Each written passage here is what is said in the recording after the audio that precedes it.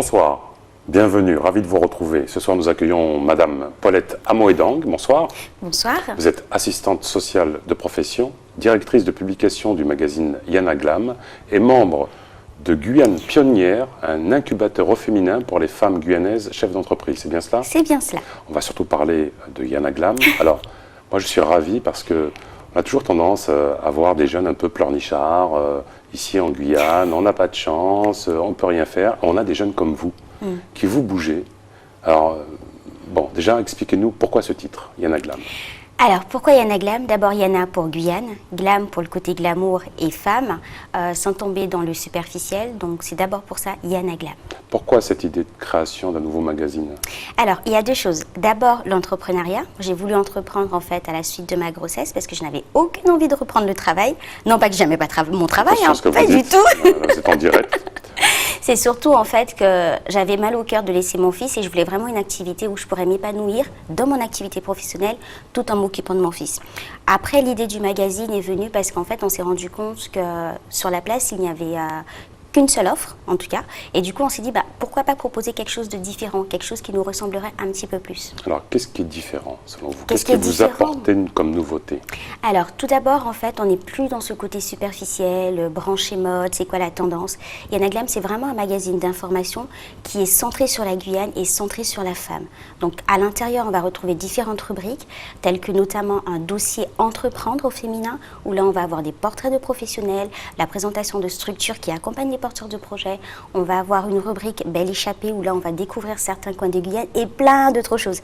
La spécificité de Yana Glam notamment en fait, c'est sa rubrique mode où là en fait on met en valeur vraiment les créateurs locaux. Alors, ça paraît tous les combien? Tous les 2 mois. D'accord. Son coût?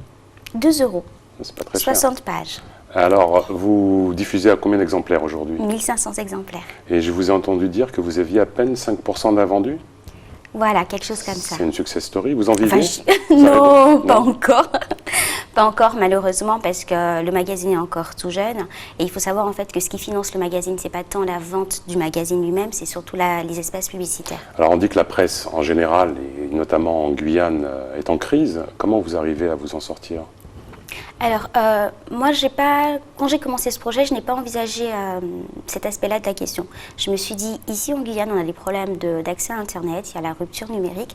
Du coup, on a un retard considérable, même si on est en train aujourd'hui de le rattraper. Mais on va commencer sur du papier, parce que effectivement, j'ai peut-être 30 ans, mais je préfère quand même mes magazines sous format papier. C'est très bien pour patienter dans une salle d'attente, aller aux toilettes. C'est quand même plus pratique, surtout si on n'a pas de réseau. D'accord.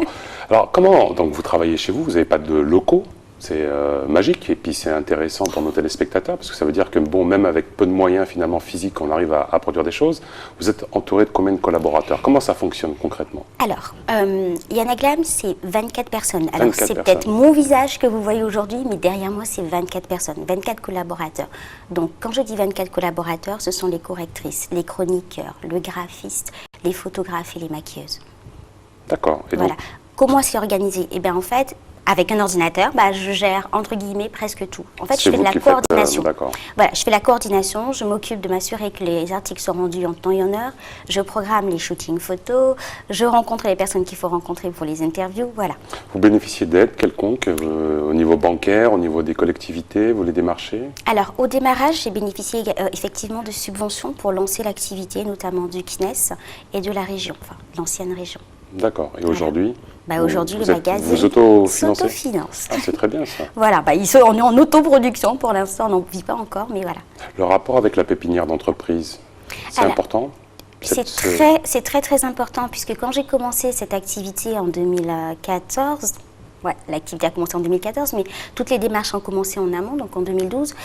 Si je n'étais pas tombée sur Guyane Pionnière, si je n'avais pas bénéficié de leur accompagnement, j'aurais tout laissé tomber. Parce qu'en fait, être accompagné par une structure comme celle-là nous permet en fait de ne plus se sentir seul, d'avoir les bons partenaires et de pouvoir sélectionner les bons financeurs en fait. Donc des femmes, mères d'enfants, par définition, peuvent réussir ici en Guyane. Mais bien sûr, tout à fait. Vous les invitez à venir voir cet incubateur au féminin? Ah oui, mais tout à fait, puisqu'en fait, la spécificité de Guyane Pionnière, c'est justement de pouvoir mettre en place des formations pour apprendre à devenir chef d'entreprise. Donc il y a des sessions de jour pour celles qui n'ont pas d'activité professionnelle et il y a également des sessions de soir. D'accord. L'ambition pour le magazine à terme, c'est quoi? Alors là, pour cette année, ça va être la sortie du site internet qui est en cours de finalisation. L'ambition à long terme, c'est d'en faire un média de proximité. Vous dites aussi mettre en valeur les personnalités. C'est uniquement les personnalités féminines ou il peut y avoir des personnalités masculines dans votre magazine? Alors, le deuxième numéro du magazine, il a été consacré aux hommes. Donc, on avait un homme en couverture et dans la rubrique mauve, il n'y avait que des hommes. Là, pour cette année, on est Pourquoi j'y étais pas, moi? Je ne vous connaissais pas à l'époque. Et en fait, pour cette année, on est en train de préparer un autre numéro 100% hommes. Donc, quand je parle de personnalité, ce n'est pas forcément des personnes connues. C'est vraiment des personnes qui font des choses extraordinaires, dont on ne parle pas ou très peu, qu'on met en lumière à travers Yana Glam. Alors, vous avez aussi déclaré votre goût d'entreprendre depuis toute petite. J'ai appris que petite fille à Mana, vous vendiez du wassail dans une petite glacière. Oui. Quel parcours? Vous êtes fière de votre parcours? Ah, mais je suis fière de mon parcours, oui. Je suis absolument fière de mon parcours parce que mes parents sont arrivés en Guyane il y a un peu plus de 30 ans, en 81. Ils ne parlaient pas français, du Suriname. Ils ne parlaient pas français. On ne parlait pas français à la maison, on a appris le français à l'école. Puis ensuite, en grandissant, on parlait français entre frères et sœurs. Et en sixième, j'avais décidé d'être assistante sociale. Et en fait, tout ce que j'ai fait après ça, c'était pour devenir assistante sociale. Alors, entreprendre au départ, c'était vraiment pas un choix. Ça m'est tombé dessus, justement, à la suite de ma grossesse, parce que je voulais vraiment pas reprendre le travail pour laisser mon fils. Et je me suis dit, il faut quelque chose que j'arrive à faire tout en gérant mon temps comme j'en ai envie. Aujourd'hui, vous êtes en disponibilité, c'est ça? Non, pas du tout. Non, vous avez repris. Pas encore. D'accord, vous avez repris. J'ai repris mon activité professionnelle. Oui. Quel message vous souhaiteriez adresser à ces jeunes qui sont là, en train de se dire on n'y arrive pas en Guyane, il y a tellement de freins? Déjà, en fait, je déteste quand on dit ces jeunes parce qu'en fait, j'ai l'impression qu'on les enferme dans une catégorie ou qu'on nous enferme dans une catégorie.